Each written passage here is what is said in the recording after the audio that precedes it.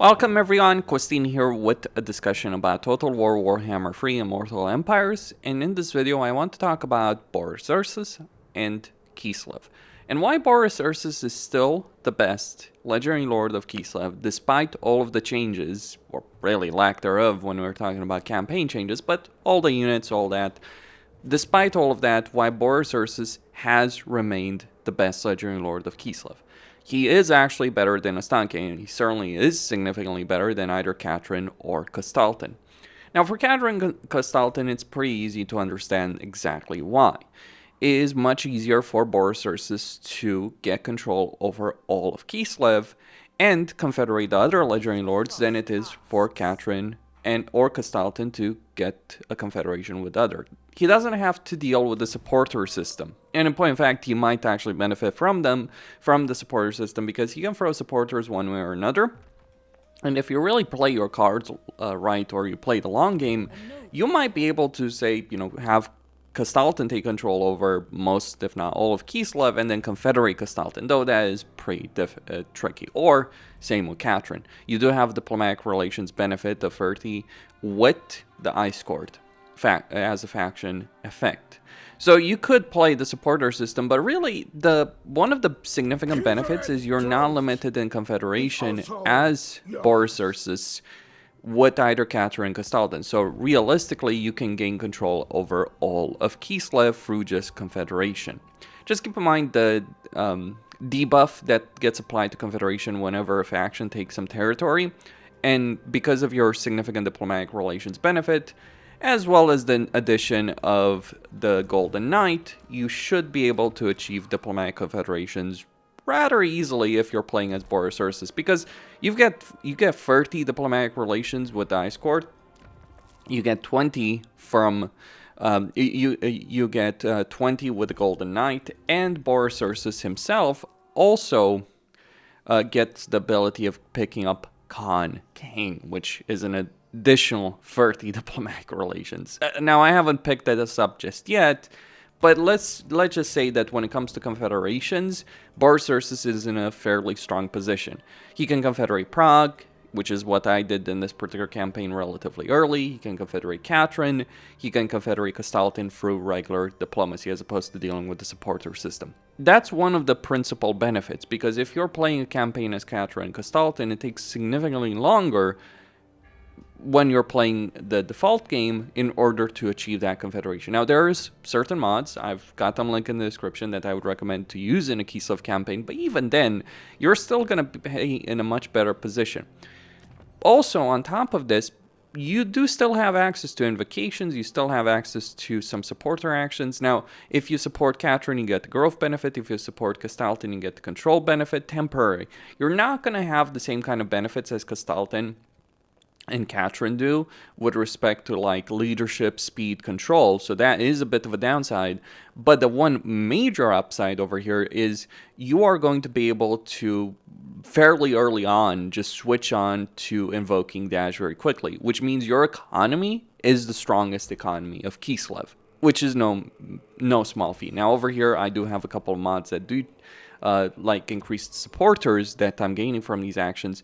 But you only really need to get 50 supporters reasonably quickly, so you might only invoke Ursun early on, very early on in a campaign, and then just switch on to full dash support, which is pretty substantial because it means you just get that extra economy. You have 8% more economic potential than any other Legendary Lord of Kislev.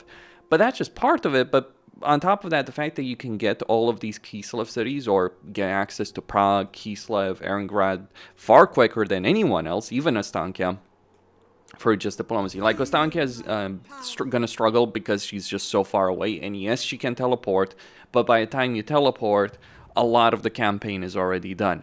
So realistically, if you're looking to play an Empire Builder, then Boris Ursus is really the best campaign to choose as Kislev. Like, you don't need as many supporters. Like, you can only throw 50 supporters every 10 turns one way or another, and you have to wait anyway until either the Ice Court or Kastaltin gets to 50 supporters in order to do so. That's one of the things to bear in mind if you're going to pick this campaign.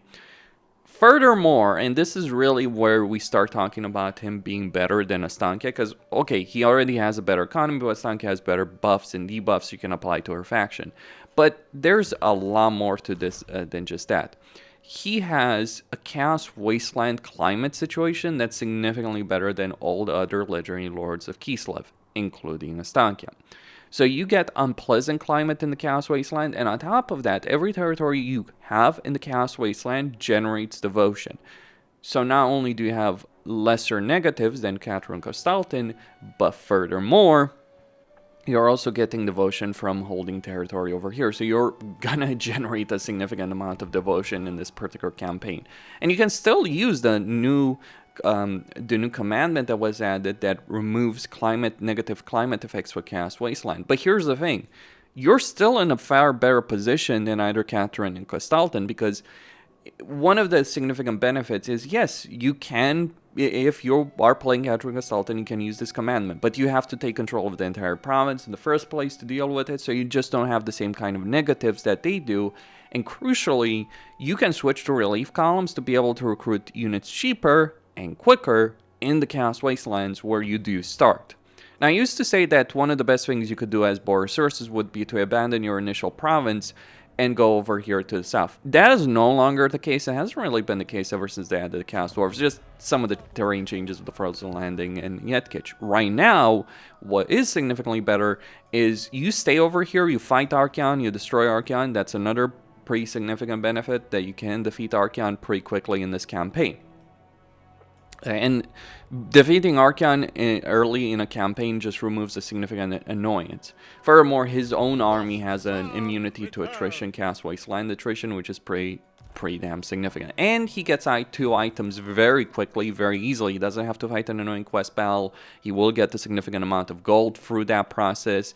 So you have a stronger economy overall, but you get so much money early on through just getting these 2 items, because, like, it's pretty easy. Just get to rank 10 and you'll pretty much get them, and each of these items will give you 5,000 gold. On top of that, because we're not finished, on top of that, with Boris Ursus, you also get a construction time benefit of -1 for province capital settlement building. So that means if you're playing Boris Ursus, you can construct settlements, you can upgrade settlements faster than all the other legendary lords of Kislev, which is no small feat. Like, this is why this campaign is one of the best. Like, you can expand territory better. You will have more money than anyone else. You have a better climate situation than anyone else, and you can build structures faster than either Catherine Kostaltin or even Astankia. Like, Astankia has a lot of combat buffs. Boris Ursus has a bunch of economic buffs on the campaign. Furthermore, and he does share this with Astankia, he does have wasteland climate as being suitable. Catherine and Kostaltin do not have that, and that is certainly a problem. So that means if you're playing Boris Ursus, you can reasonably settle in the Chaos Wasteland. Over here, I did decide, yeah, I'm not going to fight the call. It was particular circumstances. But you can take an enormous amount of territory and have very suitable climate basically wherever you're going. It takes you getting to, like, something like Cafe or Ulfwan or Camry in order for you to reach unsuitable climate. This may not sound like a small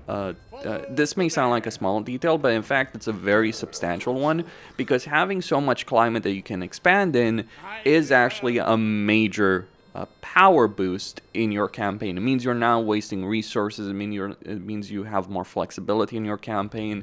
Quite crucially, it means, like, really, you can take Zarnagrun. Now, taking Zarnagrun, there's some tricks with that. Hell, you can ally Grimgor if you want to in this particular campaign, if you play your cards right, which is kind of hilarious when you do it, but still a really powerful benefit. And we're not finished. On top of that, not only does he have a significant diplomatic relations benefit with Kislev, he also has an incredible, powerful skill over here that he can get very, very early, which is really relevant to the Frozen Landing and Yetkich, because one of the reasons it's not worth going there anymore is because, well, it's just better to recruit a second lord and send them there and use Resettler, because you can get free colonization, and you have a growth benefit of 10. Now, Kislev does have a good growth situation, overall in their campaign, but it's just that extra bit of growth. Like, you combine that with cold storage, which you want to get because, hey, you want Troll Country Pathfinder, you get that with Convalescence because, hey, you just want the faction benefits over there. You're looking at just growing settlements faster, building structures faster, or at least the provincial capitals, which generally are the structures that take the most, having a better economy, having far less limitations, and actually having a campaign that starts close enough to Kislev. Like, if Ostankia started closer to Kislev, I would say that, you know, there would be more of a competition between the two of them, but she doesn't start close to Kislev.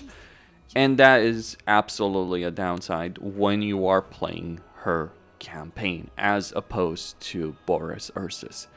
So he is in a really strong position where he can leverage the strengths of Kislev. Like, here's the thing to understand about Ostankia versus Boris Ursus. Ostankia has a powerful army, fair enough, but Kislev's problems are not related to the army situation. Kislev's issues are economic issues, a supporter system for Catherine Kastaltin, maybe climate situation, just a terrible territory, but also having to care about Kislev. Boris Ursus makes your campaign as Kislev better in ways that matter, from an economic perspective, expansionist perspective, taking a lot of territory.